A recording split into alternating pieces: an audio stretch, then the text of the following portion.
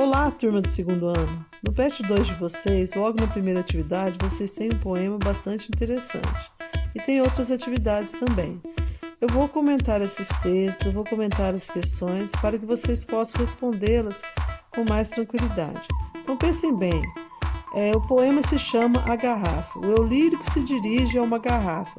Mas será que essa garrafa é uma garrafa no seu sentido literal, de dicionário, ou é alguma outra coisa? Vamos ao poema então. A Garrafa, José Paulo Paes. Contigo adquiro a astúcia ou esperteza de conter e de conter-me, ou seja, de segurar e de segurar. Teu estreito gargalo, tua estreita abertura é uma lição de angústia, aflição, agonia, ansiedade.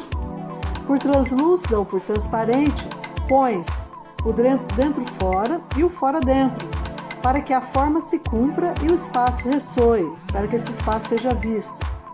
Até que farta da constante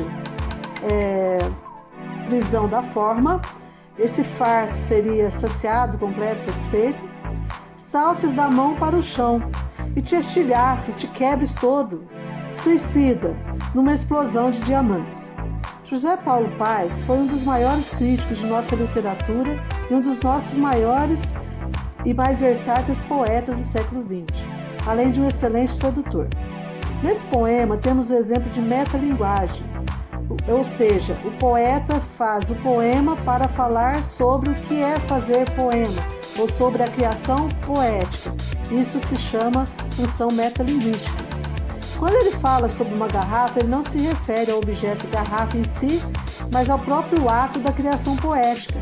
As palavras estão contidas no seu pensamento, dentro da garrafa, e para serem expressas precisam passar por um estreito gargalo, ou seja, pela forma poética.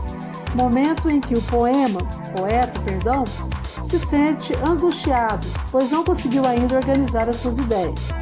Logo a seguir, as palavras vão surgindo transparentes, cumprindo a sua função e dando forma ao poema.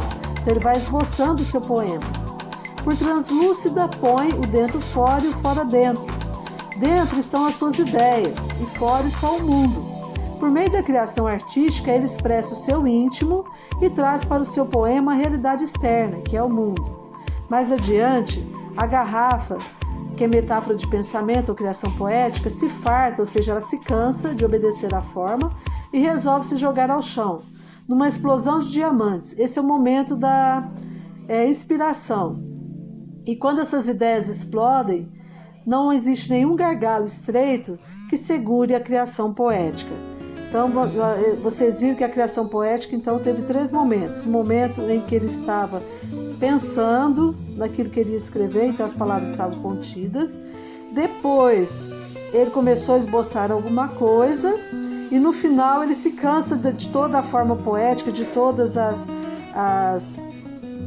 regras, para se escrever um poema, e aí ele deixa as palavras fluírem, e aí é o momento que surge o poema com toda a sua beleza e grandiosidade.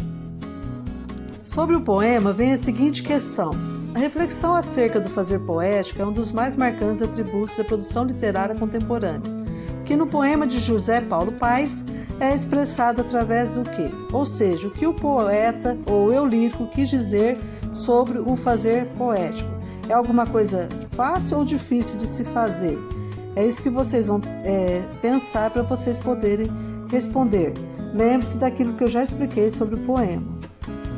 Na atividade 2, nós temos um outro poema, agora de Vinícius de Moraes, que também foi um grande poeta, compositor e cantor, E ele se dirige ao Tom. Vamos ver então. Rua Nascimento Silva, 107. Você ensinando para Elisete as canções de Canção de Amor Demais. Lembra que tempo feliz? Ah, que saudade! Ipanema era só felicidade. Era como se o amor doesse em paz.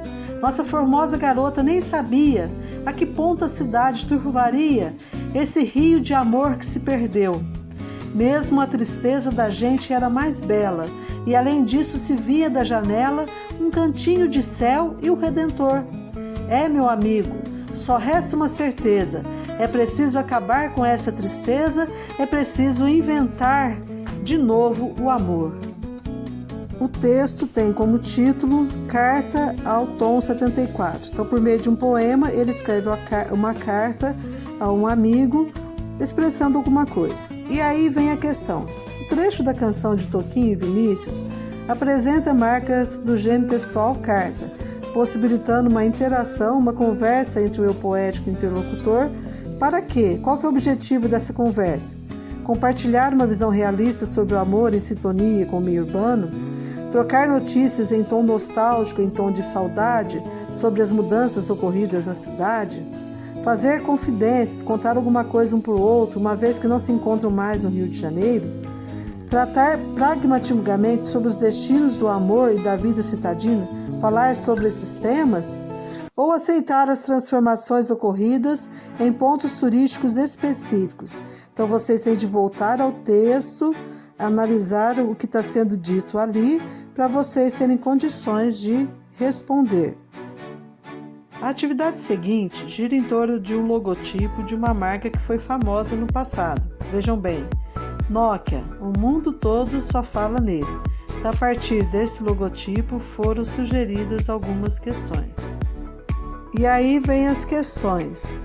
Explique a relação sugerida no texto entre o conhecimento teórico e prático. Nokia, o mundo todo só fala nele. Agora lixe o conhecimento de mundo que você ativou para compreender a mensagem veiculada no texto. Lixe os conhecimentos linguísticos que você ativou para compreender a mensagem veiculada no texto. E explicite os sentidos que o autor do texto quis evidenciar. Então, aí na questão 3 aí, vamos ver. Relação sugerida no texto entre o conhecimento teórico e o prático.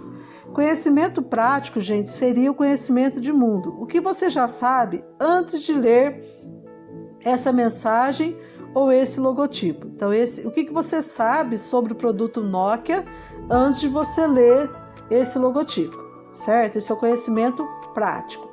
E o conhecimento teórico vai ser o conhecimento linguístico, aquilo que você aprendeu na escola. O que essas palavras dizem sobre o Nokia, sobre o produto Nokia? O que você pode entender sobre o produto Nokia, né? Isso é conhecimento linguístico, isso é conhecimento teórico. E depois, explique os sentidos que o autor do texto quis evidenciar ou mostrar. Ou seja, será que essa mensagem, Nokia, o mundo todo só fala nele, tem apenas uma interpretação ou teria alguma outra? Então vocês vão perceber que talvez tenha uma interpretação literal, né? E também uma interpretação figurada. Então pode haver mais de uma interpretação. Então aí vai haver uma ambiguidade, ou seja, um duplo sentido. Então quando diz que o mundo todo só fala nele, o que ele quis dizer? Então vocês pensem direitinho para vocês responderem. Turma, essas atividades que eu acabei de comentar com vocês estão nas páginas 2 e 3 do PET 2 e deverão ser respondidas nessa semana.